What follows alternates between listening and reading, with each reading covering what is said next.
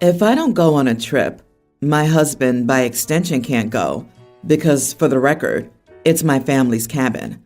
We're both 30. We have 4 children combined. The youngest is an infant.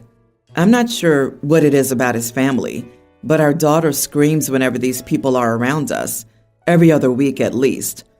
Whenever they come over, I feel beyond stressed out because my daughter screams the entire time, and his family thinks it's funny.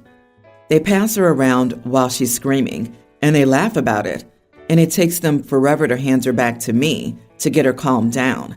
And all of them claim that she acts like that because I spoil her. His family consists of his mom and his 2 sisters, and both of his sisters have 1 daughter each, young teen and teen.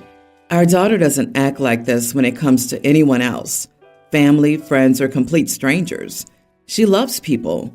But the second any of my husband's family comes around, she's screaming from when they show up until they leave, unless I physically leave the room with her. Anyway, I needed a vacation. I asked my parents if I could use their cabin for a week next week, and they said yes.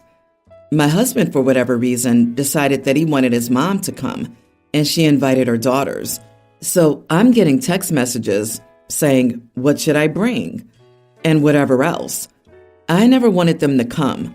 I asked my husband why he would invite his family when it pretty much was set in stone that I would have an absolute nightmare of a time because our daughter doesn't like these people. The whole point of a darn vacation was to relax, not add more stress to it, by basically ensuring that our daughter would not be set down for a split second because she was afraid of his family. He said that he thought it would be okay because we had talked in the past, pre-baby, about inviting them to the cabin for a family vacation. He said that maybe having our daughter surrounded by all of them for a week would make her like them. I told him I was 100% not okay with that. He needs to tell them that none of them are welcome, even his mother, whom I can't stand to be around due to her constant baby advice. You need to put her down. She acts like that because you spoil her. He said he doesn't feel comfortable telling them that they can't go because he already said that they could and doesn't want to offend anyone. I snapped and said, either tell them they aren't coming or me and the kids won't go. Better yet, you can stay home with your family and me and the kids will go without you. He slammed the door to his office and is now not speaking to me. Am I the idiot? He says that I'm deliberately cutting his family out and have been since the baby was born. Honestly, I feel like cutting his family out because it stresses me out having a baby scream for hours whenever they come here. I'm tired of it because it's me who has to deal with it. Edit. He makes a habit of doing this. Whenever we go anywhere, beach, park, movies, etc., he invites either his mom or his mom and his sisters and nieces. If he only invites his mom, she'll then invite her daughters. We literally can't do anything without them, and this is how it's been since we moved back to his hometown 2 years ago. I've told him several times that I'm tired of it and don't want them invited to go with us everywhere we go. He doesn't see the issue and tries pulling the, if it was your family, you wouldn't mind.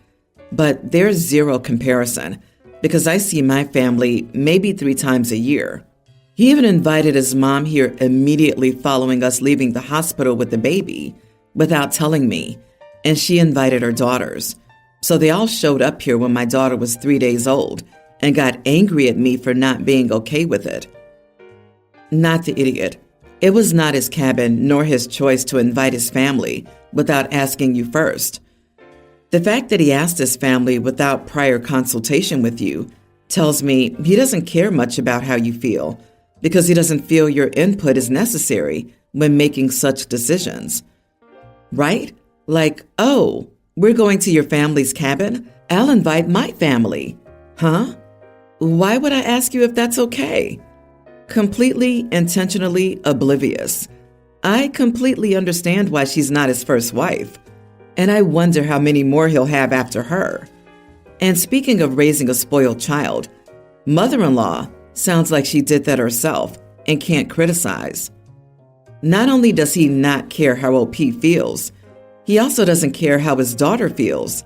Yes, she's a baby, but babies have feelings and likes and dislikes, and his daughter has repeatedly and loudly expressed her feelings about spending time with her husband's family.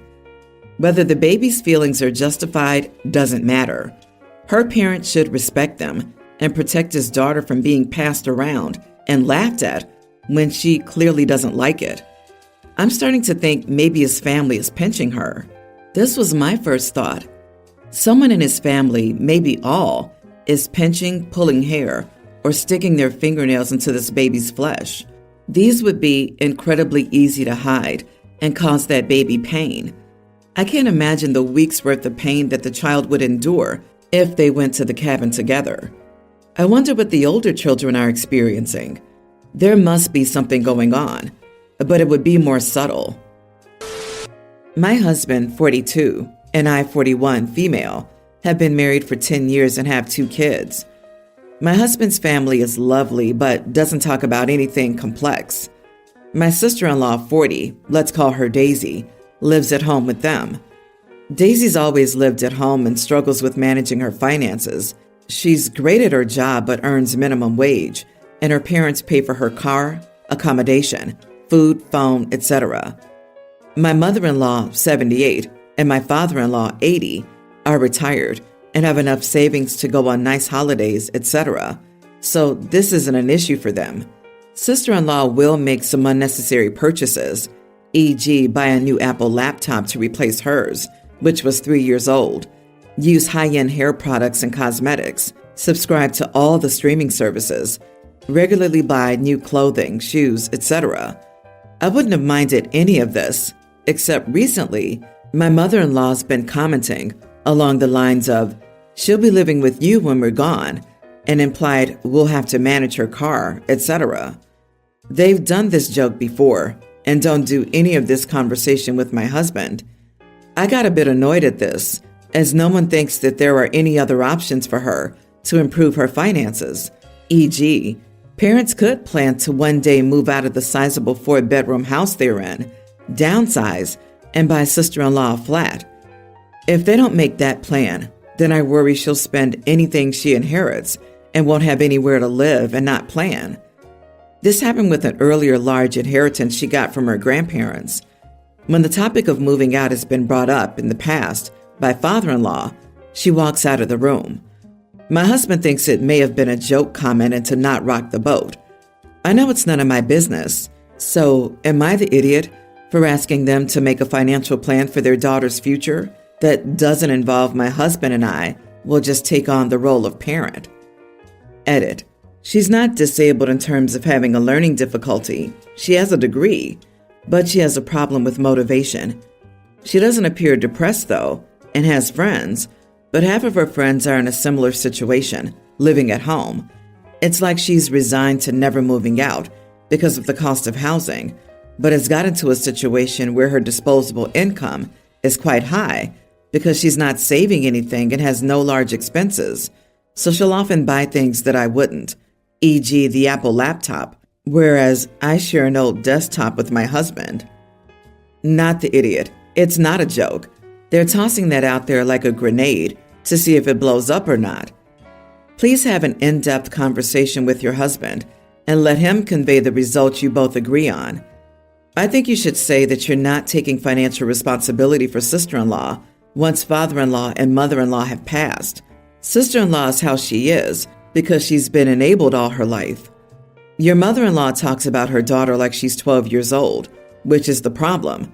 Your sister-in-law's been treated like a child for her entire life, and now your mother-in-law expects you to become her new mommy when she dies. They did their daughter a shameful disservice by not allowing her to grow up. This needs to be discussed with your husband ASAP. I would never let a lazy grown mooch live in my house and eat off my kid's plate. I would divorce my husband before that would happen. Talk to your husband, and he needs to speak to his parents. Growing up, I, 21 female, was a difficult child and was always rude to my mom. She passed away in 2019, and I was quite honestly extremely broken and couldn't forgive myself for the way I treated her while she was alive. My dad had apparently been planning on remarrying and started seeing my now stepmother at the beginning of 2020. They got married in December 2020. The most hurtful thing about this was that he didn't tell me about her.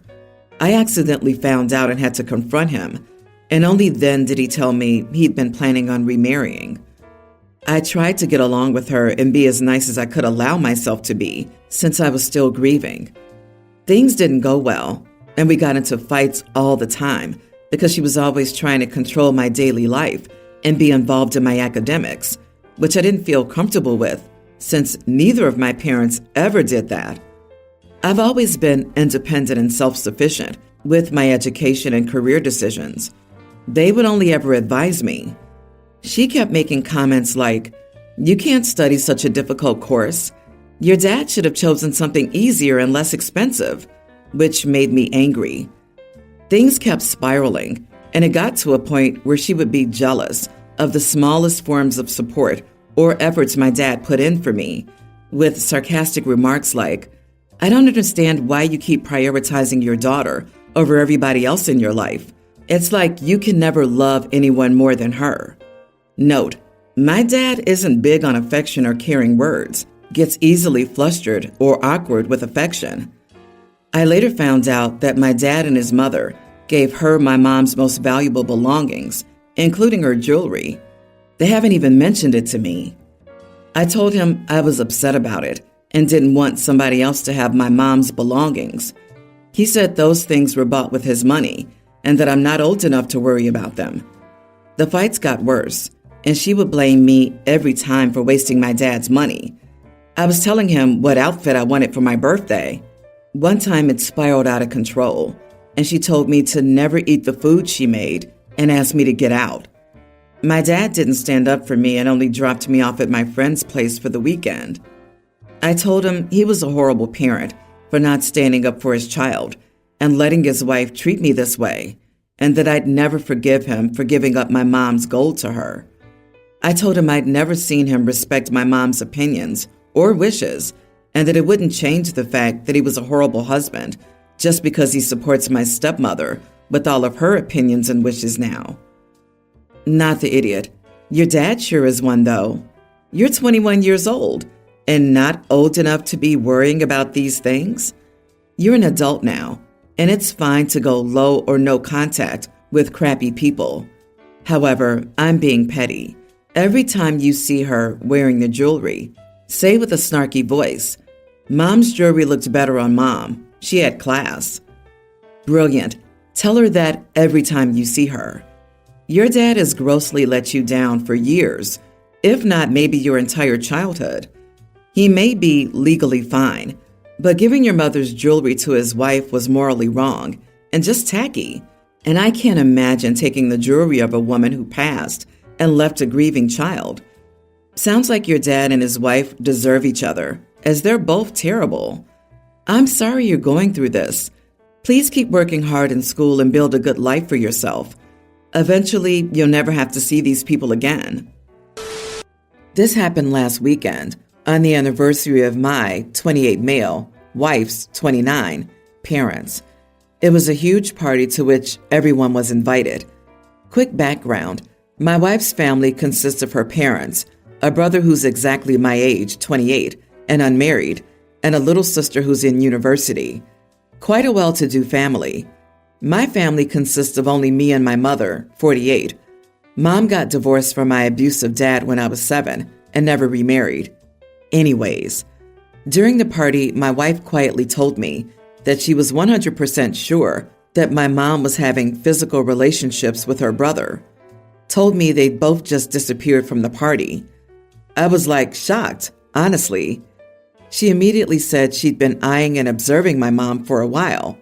She didn't tell me earlier because she was making sure. Before I said anything, my wife ran upstairs. The party was downstairs in the hall and forced her brother's bedroom open, shouting loudly. I followed her along with a few other people from the party. It was embarrassing as heck. I melted in shame. My mom was there with Ben, wife's brother, pretty intoxicated. They were making out when my wife caught them. Ben immediately ran towards the bathroom, to put on his trousers, but my wife wasn't able to fix her clothes. I immediately covered her with my blazer. My wife didn't like that. Within seconds, the situation escalated, and my wife's parents started insulting my mom, calling her names, blaming her for luring their son and having dirty relationships with him. Ben locked himself in the bathroom the entire time. No one blamed him. Everyone just blamed my mom. My wife's mom literally shamed my mom, saying women like her, middle-aged, divorced, are the worst. I somehow handled the situation and took mom to her apartment. Adjacent to my apartment, she lives alone. From the next day onwards, my wife constantly asked me to kick my mom out of that apartment because it's adjacent and owned by me, because she didn't want to see my mom at all now. I denied that because I really don't understand why everyone's blaming just my mom. Am I the idiot? So, a 48-year-old single lady from your side of the family hooked up with a 28-year-old single dude from your wife's side. What the heck is there for anyone to blame here? It's none of family's business with whom their 28-year-old son is hooking up with. He's not a baby. They're both consenting adults and can do what they want. Your wife is quite judgmental. You are not the idiot. I think everyone's the idiot here. Your wife running in and screaming like someone was committing a murder is a bit crazy. There was no reason for her to invade their privacy or get mad. He's old enough, and there was no cheating, period. But your mom and your brother-in-law hooking up like teenagers in a family gathering was also completely unnecessary. How very classy of them. Is no one going to mention that Brother Ben ran and locked himself in the bathroom and just left mom there to take all of the heat by herself? He's as big, if not a bigger, idiot than anyone else. The ridiculous sister should have tended to her own knitting, and someone should have pulled the idiot brother out of hiding. Of course he got no blame when they had her to direct all their anger. Just tell your wife that, like they don't blame her brother, you don't blame your mom, and you're not kicking her out. Pretty simple. Update.